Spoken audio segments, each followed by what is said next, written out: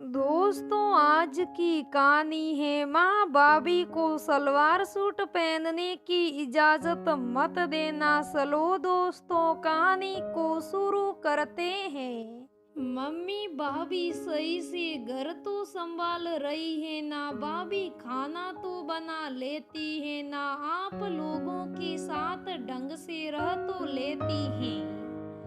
आप उसे देर तक सोने तो नहीं देती हो? वीणा ने अपनी मम्मी से फोन पर बात करते हुए पूछा। हाँ बेटा, अभी नई नई है, मैं उसकी मदद कर देती हूँ, धीरे धीरे सब वो सीख जाएगी। आजकल की लड़कियां वैसे भी इतना काम कहाँ जानती हैं। तेरे पापा और हिमेश तो सुबह दुकान चले जाते हैं और रात तक आते हैं, फिर मैं और तेरी भाभी ही दिन भर घर पर रहते हैं। घर के काम में जरा कच्ची है, पर बाजार से कभी भी काम स्कूटी से भाग कर वह कर ले आती हैं। चाहे सब्जी लानी हो या मेरी दवाइयाँ या फिर राशन का कोई भी सामान हो, मुझे भी तेरी ताई जी के घर स्कूटी पर बिठा कर लेकर जाती है, जैसे तू ले जाया करती थी। अभी दोनों की नई नई शादी हुई है, रात को वैसे भी दोनों देर तक सोते होंगे। उसे सुबह जल्दी उठाकर भी क्या करूं, वह 7 बजे उठती है तो भी काम हो जाता है। दुकान तो वैसे भी 10 बजे पहले नहीं खुलती है। घर में ना बच्चे हैं, ना ही किसी को ऑफिस की जल्दी है। तेरे यहाँ तो जवाई बाबू 8 बजे निकल जाते हैं, तो तुझे जल्दी उठना होता है। अनीता जी ने अपनी बेटी वीणा से कहा। अभी 3 महीने पहले ही अनीता जी ने अपने बेटे हिमेश की शादी की है। मध्यम वर्गीय अनीता जी के परिवार में पति अनिल और 2 बच्चे हैं। बड़ी बेटी वीणा की शादी 5 साल पहले कर दी थी। वहीं वीणा की शादी के बाद वो अकेलेपन से थोड़ा बीमार रहने लगी। जब से पूनम बहू बनकर आई है, अनीता जी का अकेलापन भी दूर हो गया और वीणा की कमी भी पूरी हो गई। पहले से उनका स्वास्थ्य भी अच्छा रहने लगा। पूनम ने एमए तक पढ़ाई की थी, घर के काम भी वो कर लेती थी, पर नए घर के तौर तरीके सीखने जानने में समय तो लगता है। फिर शादी से पहले उन्मुक्त गणत में घूमती लड़कियों पर एकदम से जिम्मेदारी डाल दी जाती है, उसे संभालने में वक्त तो लगता है। अनीता जी हर बात के लिए पहले वीणा से सलाह लेती है। पूनम को कब मायके भेजना है और कब नई बार खाने पर जाने देना है या नहीं, वीणा कर देती थी, पर क्या करना है ये अनीता जी ही सोचती थी। वो कहावत है ना, सुना सबकी करो पर करो अपने मन की।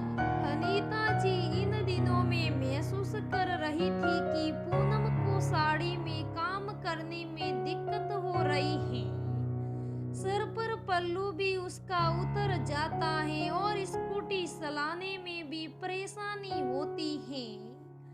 वो पल्लू संभाले, साड़ी संभाले या घर बार का काम संभाले। एक दिन पूनम ने भी कहा, मम्मी जी अगर आप कहे तो मैं सलवार सूट पहनना शुरू कर दूं। साड़ी पहनने में वक्त भी जाता है और मुझे बाजार आने जाने में परेशानी भी बहुत होती है। अनीता जी ने उस वक्त तो कोई जवाब नहीं दिया। अगले दिन उन्होंने वीणा से पूछा तो वो भड़क उठी, अरे अभी तो पूनम को आए हुए 6 महीने भी नहीं हुए, अभी से सलवार सूट की जिद पकड़ ली।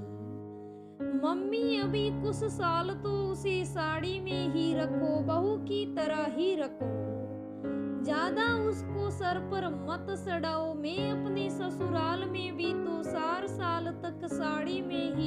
थी, आपको तो पता ही है।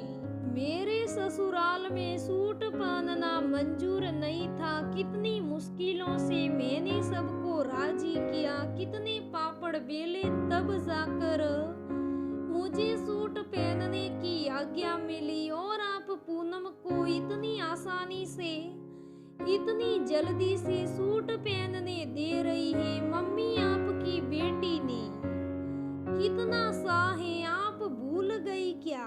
वैसे ही अभी भाभी को कुछ वक्त साड़ी में ही रहने दो। वीणा ने अपना फैसला सुनाया। अनीता जी उस वक्त तो चुप हो गई, पर उनके मन में उथल पुथल मच गई। उन्हें वीणा की बातें कुछ अलग सी लगी। उन्होंने सोचा और उसे फिर फोन किया। वीणा बेटा, तेरी तकलीफ में समझती हूँ, और ये जरूरी नहीं है कि जो तकलीफ तूने सही वो तकलीफ हम पूनम को सहने के लिए छोड़ दे। वीणा जब से आई है उसने हर तरह से हमारा ख्याल रखा है। पूनम ने, उसने मेरी बीमारी में सेवा की है। वो तेरे पापा का भी सम्मान करती है। वो रात को गरम रोटी खाते हैं। उन्हें रात को 9 बजे भी गरम रोटी बनाकर खिलाती हैं। मेरी दवाइयों और सेहत का भी पूरा ध्यान रखती हैं। हमारे खाने पीने में कमी नहीं रहती। उसने सूट के लिए भी पूछा, और मेरे कुछ जवाब ना देने पर भी उसने वापस नहीं पूछा। तेरा भाई और पापा तो सुबह गए, रात तक घर में आते हैं। तेरी भाभी ही घर बार को संभालती है। अब तक इतने महीने उसने साड़ी में निभा लिया है।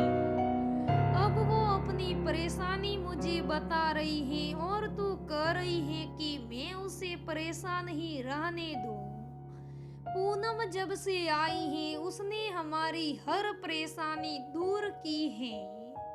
हर काम मन से किया है। ये तो कोई जरूरी नहीं है कि तेरी सास ने तुझे नहीं समझा तो मैं भी उसे नहीं समझूं।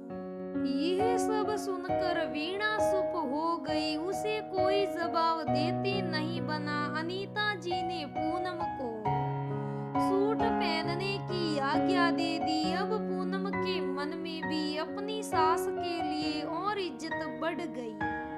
अनीता जी भी खुश थी कि उन्होंने बहू की तकलीफ समझी और अपना निर्णय खुद लिया। दोस्तों, अगर हर सास अपनी बहू का ऐसे ही दर्द समझ ले तो घर घर नहीं, एक अलग ही खुशी का घर बन जाता है। इसीलिए हर सास को अपनी बहू की हर तकलीफ को ऐसे ही समझना चाहिए। दोस्तों, कहानी कैसी लगी मुझे कमेंट करके जरूर बताइएगा। धन्यवाद दोस्तों।